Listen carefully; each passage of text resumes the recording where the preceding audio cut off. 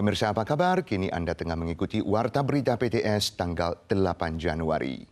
Sejalan dengan tren internasional untuk mengutamakan perekrutan yang adil dan untuk meningkatkan efektivitas perekrutan langsung atau direct hiring antara Taiwan dan negara asal pekerja migran, Kementerian Ketenagakerjaan atau MOL tanggal 6 mengumumkan dicapainya kesepakatan dengan pemerintah Indonesia untuk mengizinkan perekrutan langsung PMA di sektor konstruksi, penyembelihan hewan dan perikanan laut, selain sektor manufaktur, keperawatan dan pertanian yang sudah ada.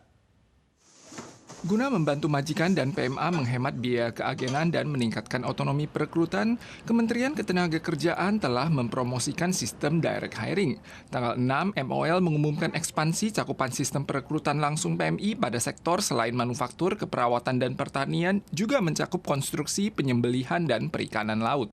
可以有效免除移工支付海外中介的这个费用，强化 选工的一个透明度，雇主可以向职聘中心提出招工的一个需求。 Walau cepat, prosedur perekrutan direct hiring seringkali menyulitkan dalam hal pemutusan kontrak seandainya terjadi konflik.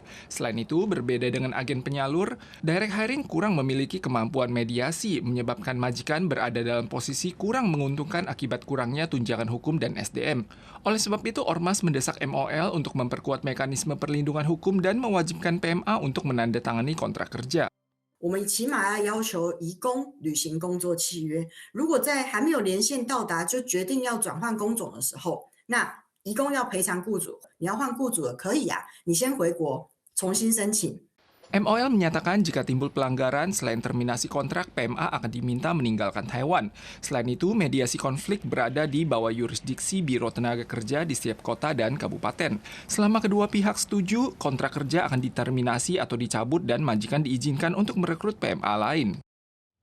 Seiring tibanya masa udara dingin kuat, salju turun pagi tadi di Gunung Alisan Chiai yang berada di ketinggian 2.000-an meter di atas permukaan laut. Kepingan salju terpantau berterbangan di sekitar stasiun Chusan, sementara lanskap pondok Gunung Danau Chiaming di Pegunungan Nanheng berubah menjadi putih keperakan karena tertutup salju. Cuaca dingin ini diperkirakan berlanjut hingga Senin depan sebelum suhu naik kembali. Suhu rendah dan kelembapan pagi ini mendatangkan salju di kawasan hutan Alisan dan stasiun Chusan yang berada lebih dari 2.400 meter di atas permukaan laut. 8:50的时候，气温2度，那有下了大概5到10分钟的雪。 Pagi ini salju juga turun di area pegunungan Nanheng, Danau Chiaming, dan Pondok Gunung Xiangyang di Taitung. Gropel turun di Pondok Songxue, Gunung Hehuanshan pagi ini. Seiring pengaruh masa udara dingin kontinental kuat, CWA terus mengeluarkan peringatan suhu rendah. Akibat efek pendinginan radiatif, suhu subuh di kawasan barat kembali anjlok, mencapai 6,7 derajat Celcius di Kukeng, Yunlin.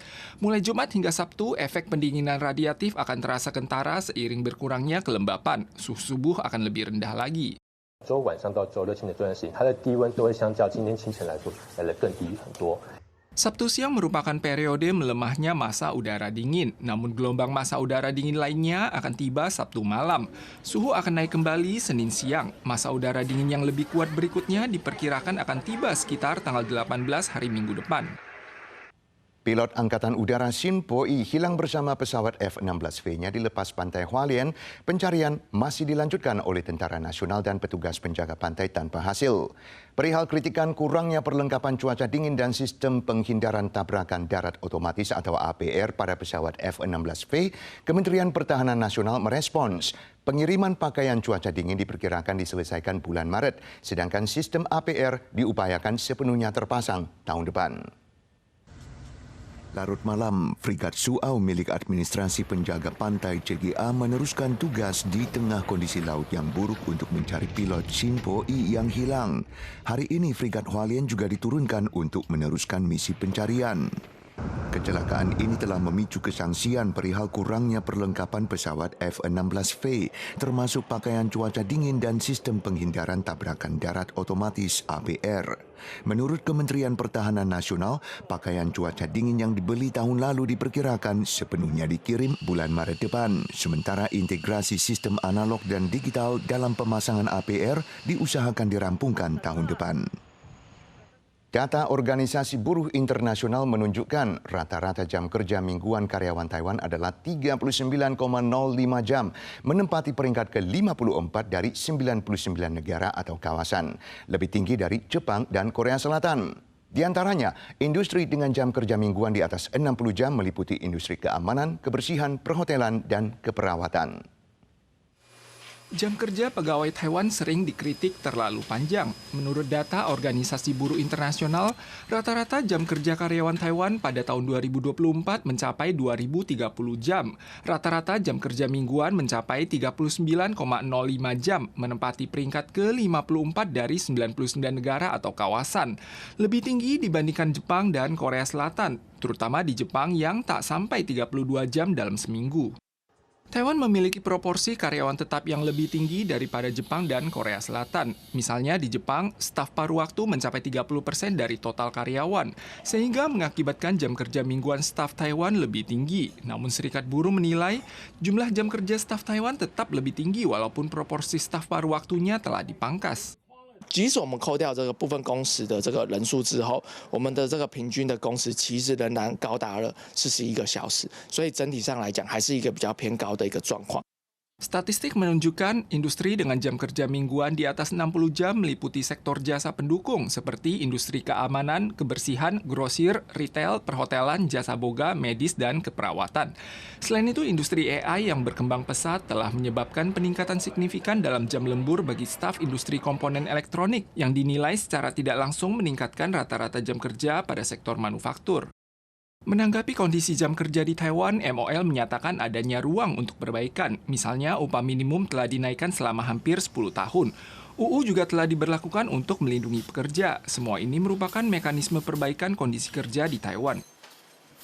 Ketegangan kembali meningkat dalam hubungan Tiongkok-Jepang. Administrasi Keselamatan Maritim atau MSA Tiongkok mengumumkan latihan militer di sejumlah titik di Laut Bohai mulai siang kemarin hingga pukul 18 sore hari ini. Hampir saat yang sama, Kementerian Perdagangan Tiongkok mengeluarkan pemberitahuan tentang diluncurkannya investigasi anti-dumping terhadap diklorosilana dari Jepang. Tiongkok kembali meluncurkan gelombang sanksi ekonomi baru terhadap Jepang.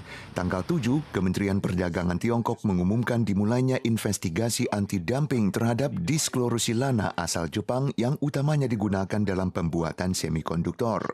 Sehari sebelumnya, Tiongkok juga mengumumkan kontrol ekspor yang lebih ketat terhadap barang-barang berfungsi ganda untuk kebutuhan militer dan sipil, di mana 1.005 item telah terdaftar, termasuk logam tanah jarang.